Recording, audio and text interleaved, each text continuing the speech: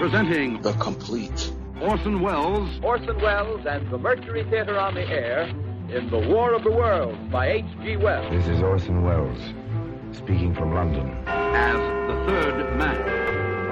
Stand by. We'll be on the air in 15 seconds, Mr. Wells. Yes, I know. Stand by, everybody. Mercury Theater on the Air presents Orson Welles as Count Dracula in his own version of Bram Stoker's great novel, Who knows Dracula. what evil lurks in the hearts of men? The shadow knows.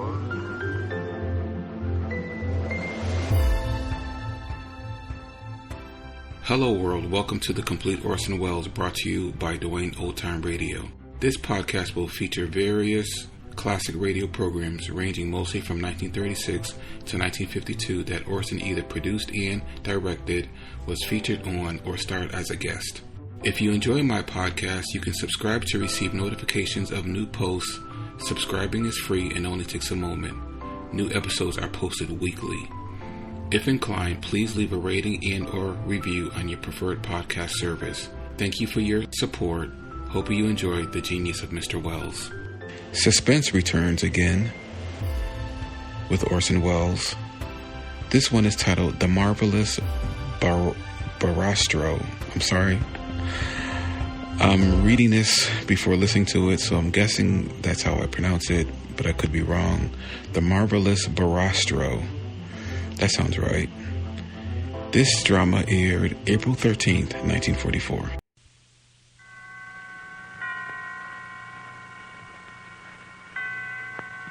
Roma Wines presents Suspense.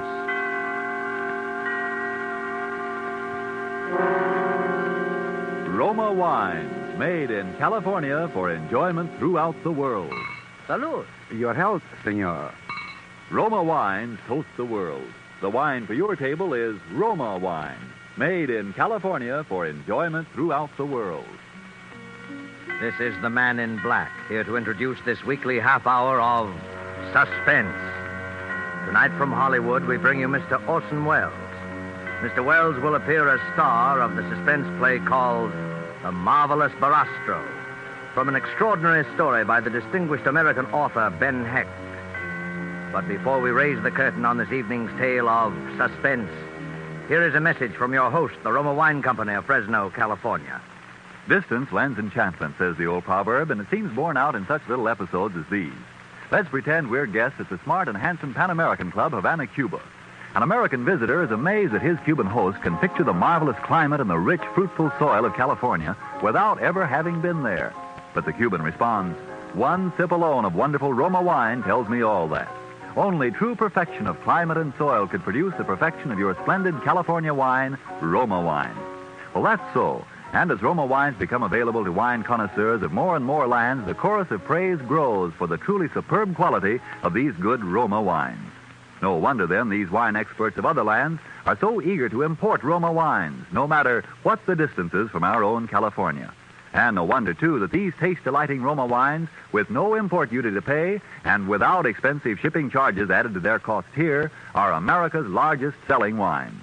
With such richly rewarding enjoyment within your reach, why not get acquainted with your favorites among Roma Wine's many different delightful wine types? Remember the name? R-O-M-A, Roma Wines, made in California for enjoyment throughout the world. And now, with The Marvelous Barastro, produced and directed by William Spear, and with the performance of Orson Welles, we again hope to keep you in suspense. This is William Spear.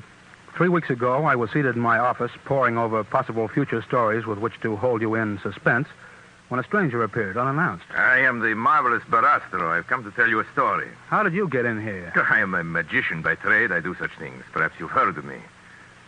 Well, frankly, no, I haven't. I am the greatest magician alive. That is not so. I am the second greatest. But soon I will be the first. I am leaving tonight for Mexico City. You see me now for the first and last time. You will never see me again. No one will ever see me again. It is the last of Barastro. Well, how's that? I'm going to Mexico City to murder a man. His name is Rico Sansoni. Well, why are you going to kill him? Because he is the most evil man in the world. I've been waiting 20 years for his name to appear. For as long as he chose to hide, there was no hope. He's too clever, far too clever, yes, even for me. But I knew that his vanity would betray him, and that someday I'd read again the name Rico Sansoni. I knew he would return to the stage.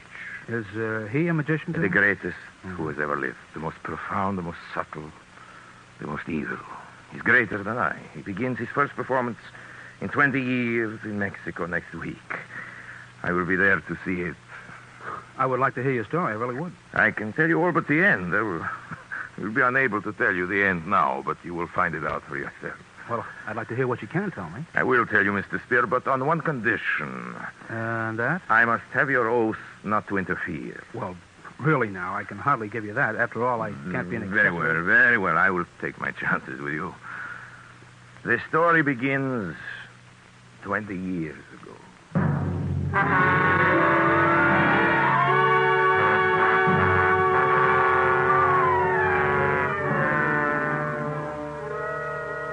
I was a young man. I traveled as a magician with a small carnival through southeastern Europe. One night we came to a village in Malo, Russia. Our cymbals sounded, our torches flickered in the spring wind, and the villagers gathered around our tents and wagons. I had taken my place in the black box outside my tent.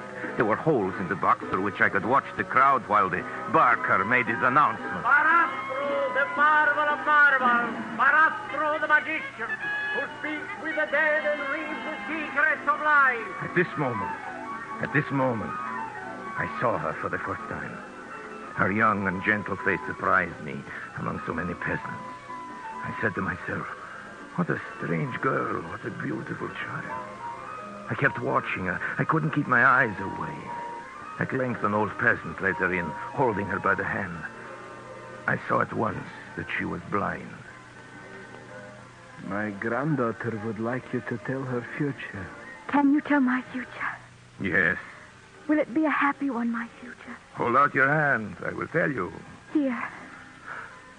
A dark mist passed over me. I felt a sudden chill as I touched her hand. I listened to the voices which foretell the future. Sorrow, sorrow, they breathed. Pain and sorrow. Fly, run. I studied the girl's face, a fear gripping at my heart.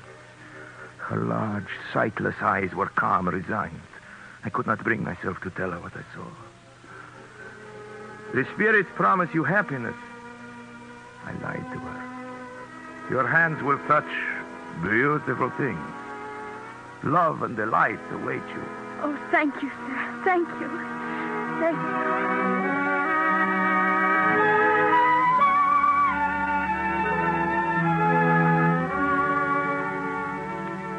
That was the beginning. Her face haunted me that night. I could not sleep. I made inquiries the next morning and found her. We walked through the hills. She did not need my hand to guide her. She knew every stone, every turn of the path. She spoke of the trees around us. She had strange names for them. I call that tree Lullaby because it sings when it sways in the wind. Lullaby? And that one, see? With its branches open towards heaven. I call that one Prayer. How do you know its branches open toward the sky? When I was younger, I climbed it. Anna. Come, I'll race you to the bed of flowers at the turn. Anna. Hurry, I run fast. We walked often through the hills. I knew that she was aware of her destiny. The stars had told me she would not live long, and that agony and terror waited for her on the short journey. Our caravan remained for 2 weeks in the village. At the end of that time, I asked Anna to come with me as my wife. You make me very happy, Shari. I could live only with you. I will love you with all my heart. And you will teach me, Shari. You will teach me to see. To see? Does one need eyes to see as you do? Shari, you will teach me to see beyond the horizons. You will teach me to see as you see. We were married. We rode together in the gilded wagon, and the vows were taken under a clear sky. Suddenly the sky changed. It was only then that I realized what I had done. In seeking to save her, I was fulfilling the terrible message of the stars. For it was I, Shari Barastro, who was the instrument fate had selected for her ruin.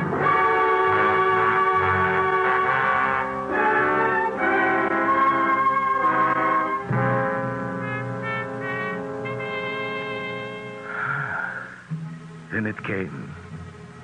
One night, as I stood in the black box outside my tent, I knew that I needed no further word from the mists of prophecy. It was there. It had come.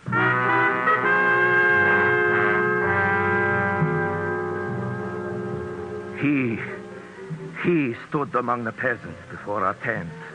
A graceful figure, smiling, leaning on his cane, a man of the world, amazingly out of place in this faraway little village. I looked at him through the holes in my box. As I looked, I turned cold.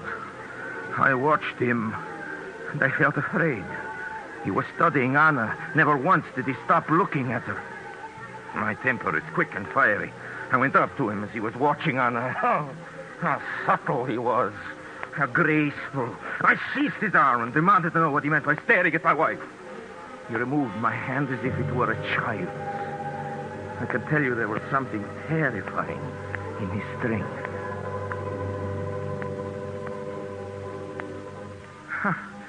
I most humbly beg your pardon for this misunderstanding. Let me introduce myself. My name is Rico Sansoni.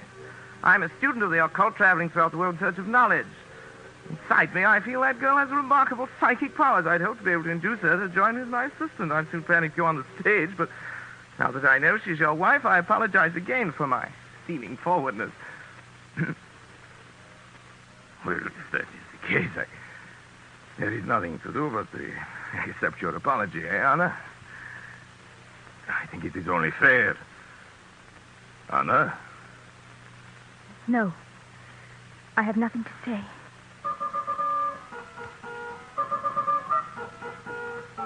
It was thus Rico Sansoni entered our lives. Little by little during the days that followed, he attached himself to us. He talked, oh, let's talk. We listened, Anna and I, to his tales. He'd been everywhere, seen everything. He brought the world into our gilded wagon. In his presence, I always felt elated and flattered. Thus does a man move in the grip of his destiny. Thus do we dig with our own hands the appointed grave for our happiness. And one night, Anna came to me and took my hand and told me something that made my heart grow black. Shari, Rico Sansoni has made love to me. Anna. I've done nothing wrong. I'm afraid of Rico. Anna. I tell you this so you will understand my fear. You want to tell me all about it now? Yes. Tell me then. Rico came to me this afternoon while I was alone. Huh? He took my hand and held it gently in his. I suspected nothing until he asked me if I loved you and how deeply I loved you. Then he asked me if I love you more than happiness or life. I took my hand from him and said, I cannot talk of love to you, even of my love for my husband. Please leave me. Rico! Come in. She has told you. Sorry, forgive me. For a moment, I grew weak. Let me remain your friend. I brought you both some flowers. I picked them myself. Will you accept them? You won't accept them? Oh, of course we will, my friend. Oh, now, how could I have doubted you? I understand. Come, we forget the entire incident. You're kind, really. You're kind.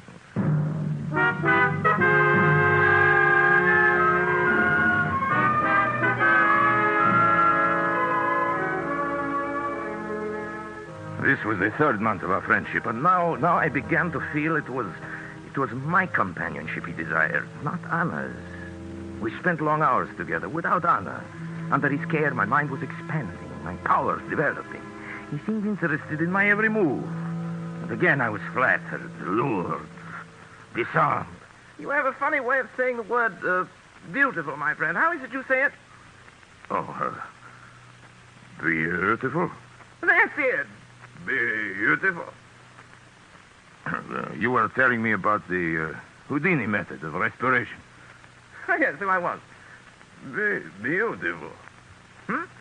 Beautiful. I like you, Charlie. I like you very much. Amazing. How one can be drawn in by flattery and charm.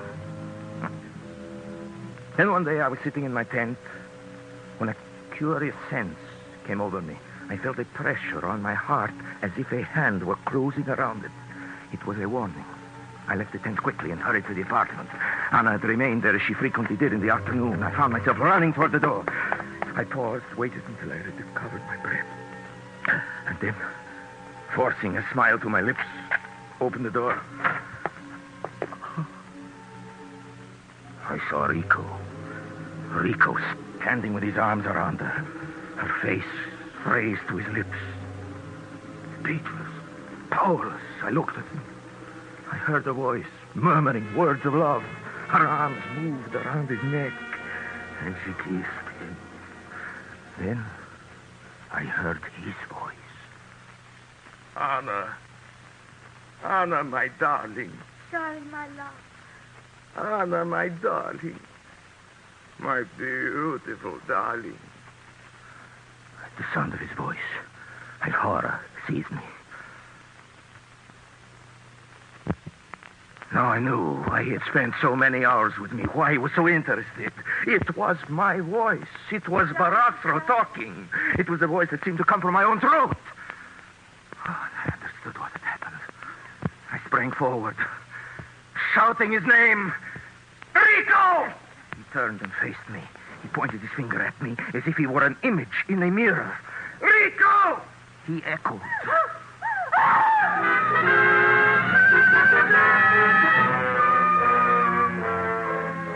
I heard Anna scream, and murder was in my heart. I flew at this monster. Struggled across the room. He answered my cries with cries that echoed each note, each inflection of my voice. I saw him through my rage. His face was contorted like my own. His every feature had changed. He was Barastro. There were two Barastros screaming together, tumbling over each other.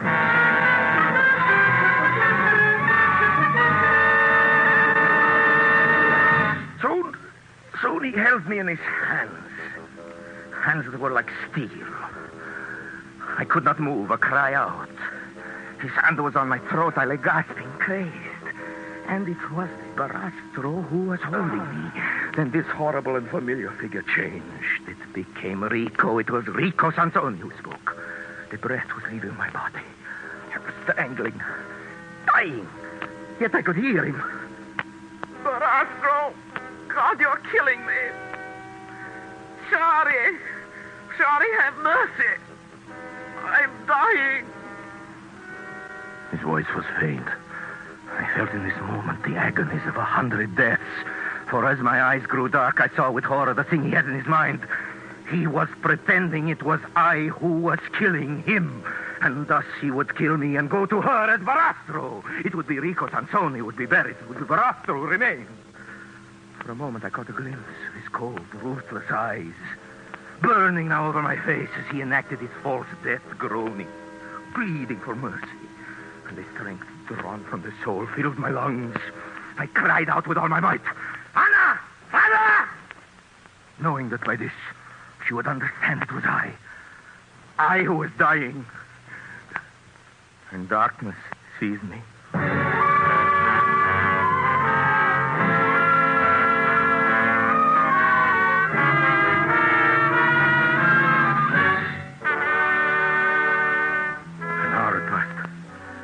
My eyes. My head was splitting, my throat was stiff, and I raised myself and looked.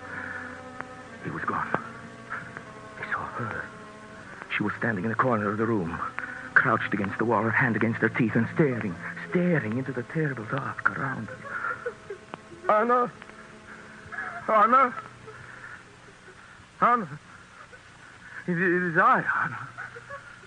I, Shadi. Anna! Oh, God, Anna, please. Anna, darling, listen to me. Anna, give me your hand. Anna! Anna, listen, did he die? Sorry, your husband, did he die? Anna, listen, remember, Anna. Remember when we first kissed? That time on the hill, remember, Anna? I called you little princess, remember, Anna? And about your trees, Anna. Your trees, huh? About the trees, Anna. Lullaby, Anna. Lullaby and the prayer. And the one with its branches pointing towards heaven, the one you clasped. Anna, please. Anna, please. It is I, Anna, listen. Listen carefully. Anna, the spirits promise you happiness. Remember, Anna, your hands will touch beautiful things. Love and delight await you. Sorry. Oh, my darling. My Anna, my sweet. Sorry, hold me, sorry, dear. Yes, my darling, yes. Hold me close. close. There, my darling. It's all right. It's all right. It's all right.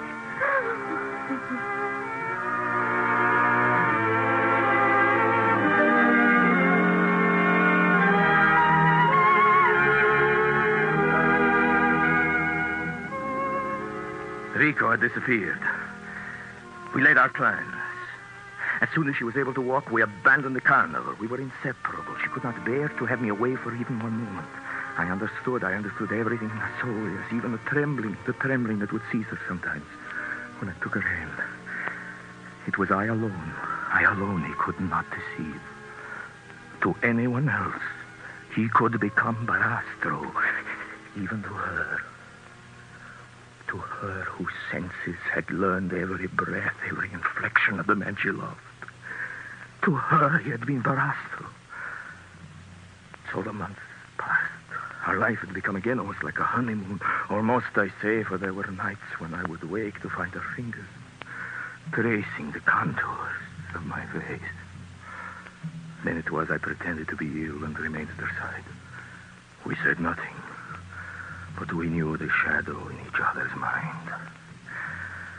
Everything went smoothly, though, until one evening when I entered the cabaret where I performed, feeling unusually disturbed. It was winter. I was removing my coat. When it came again. As I had known it would, the warning, the hand closing over my heart. I ran from the place and raced home. I entered our cottage by the back door, quietly like a thief, and I stood listening. From inside, I could hear her voice. Darling, you're ill again. I will take care of you, darling. I will make you feel better. Anna, my dear Anna. How I love you.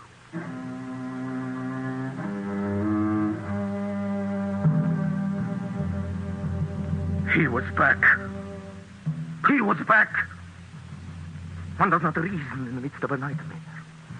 Yet terror can wake the mind to a clairvoyance, an understanding beyond thought. I stood motionless, silent, listening. The light was turned out. I heard her laugh like a child in the dark. And this sound killed me. Yes, one is dead forever when happiness is torn from the heart.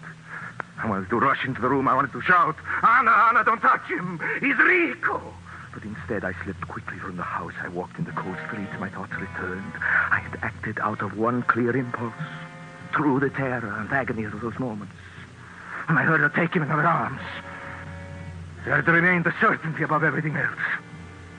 I must save her. Then I knew I'd acted wisely. Had I rushed into the room, had I made a noise, she would have died. She would have known in that moment, as I stood listening to him, that he had been there before. That he had been there before. That he had crept through our defenses as a shadow creeps. And we had not known. I thought of them together as I walked. And then I thought again. I had only to rush back to speak her name. Yes, and destroy her. I kept on walking. And as I walked, I began to understand him. Yes, I was dealing with a monster. He would manage to leave her, as he must have done so often before, a few moments before I was due to return from the cabaret. And if I sensed something was wrong, he would rely on my love for her to keep this sense a secret. He knew me well. He understood I would allow my heart to be eaten away with grief. And I would not make a sign, lest I destroy her whom I love more than myself. It was I who must be careful. Not he. He knew me. He gambled on me. I determined to kill him the first moment I saw him alone. And I began to think of his superhuman strength and that he might kill me as he had at first intended. And that he would go on living with her as Barastro. She would never know I was dead. She would continue to love me in his arms. To press her kisses upon my murderer. Until... And this was the thought that contained in it the fullest measure of horror. The thought of that moment when she would see him and not me. Do you understand the grief of that night? Yes, it is fortunate I cannot remember it all. I returned home at the time Rico wanted me to. I wasn't careful about my coming. I trusted him, do you understand? I trusted him. The thought of his evil, he would spare her as I spared her out of my love. I entered the bedroom. I opened the door and walked in. She was alone. Anna? Anna, dear. Anna! It is I! It is not Rico! It is I! Sorry! Anna!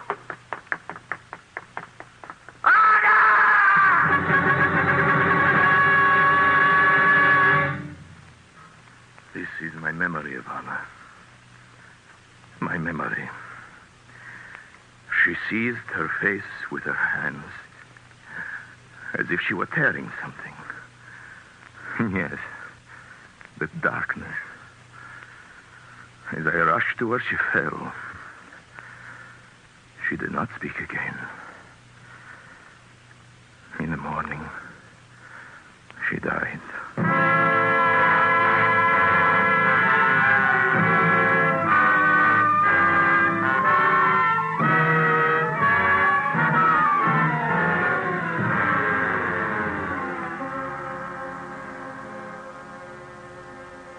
That is the story, as nearly in Barastro's words as I can remember them. When he'd finished, he got up quietly, looked at me a moment, and said, "Thank you for listening to me, Mr. Spear. You understand now my prediction that there will be one less magician alive in the world within a fortnight." Well, at the moment, I didn't know that I quite believed it all, but since then, I don't know. The incidents left me pretty shaky and nervous. All week I've had a strange, distracted feeling as though I were waiting for something. And now I know. Came a few minutes before we went on the air tonight, and then it was too late to substitute another story. I was thumbing through my copy of the theatrical weekly Variety when my eye caught the notice. You probably saw it, too, of a magician who had been killed in Mexico City. The account said that 2 magicians had been together in an automobile accident. While driving through the rail yard district, their car stalled on a track and had been demolished by an oncoming train. One of the magicians, unidentifiable, had been cut to pieces. The other, miraculously, escaped with his life, although his features were so horribly disfigured that plastic surgery will have to create a new face for him. The survivor identified himself as the Marvelous Barastro.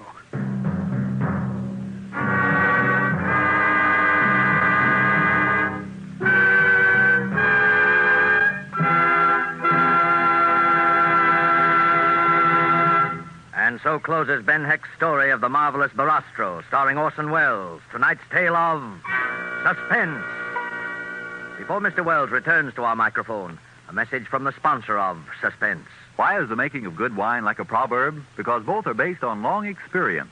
For you to enjoy the many different taste-delighting Roma California wines, first there had to be long years of painstaking cultivation of some of the world's finest vineyards. Plus, year upon year of development of the art and skill that go into the making of these fine Roma wines. Your first sip of any of the good-tasting Roma wines will confirm the presence of these needed years of preparation. Will tell you why Roma wines are America's largest selling wines. Your taste will thrill to the superb quality and the downright satisfaction when you try, say, the tangy, delicious Roma Sherry, or the rich, hearty Roma Burgundy, or the sweeter, heavier Roma Port. You'll be thrilled, too, when you learn such great enjoyment costs so little, mere pennies a glass. You'll want to add your voice to the international praise of Roma wines now rising in many lands in these words. Roma wines are truly magnificent. Let me repeat the name, R-O-M-A, Roma Wines, made in California for enjoyment throughout the world. This is Orson Welles. It was a great pleasure, as it always is, to appear as a purveyor of suspense. Mr. Spear would like me to tell you that next week, Mr. Ed Gardner is coming to this program. You know him better, perhaps, as Archie, the elite proprietor of Duffy's Tavern. Mr. Gardner, at that time, will make his debut as a dramatic actor. Spears also asked me to say that the part of both magicians tonight were enacted by Orson Welles, who also appears in a Universal picture playing a magician.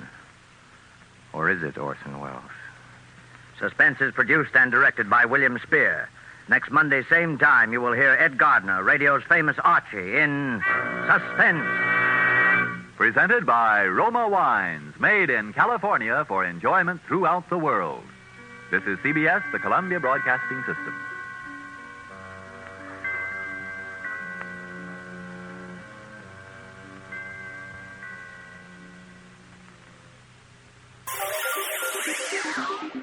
Thank you for listening to and showing your support for my podcast.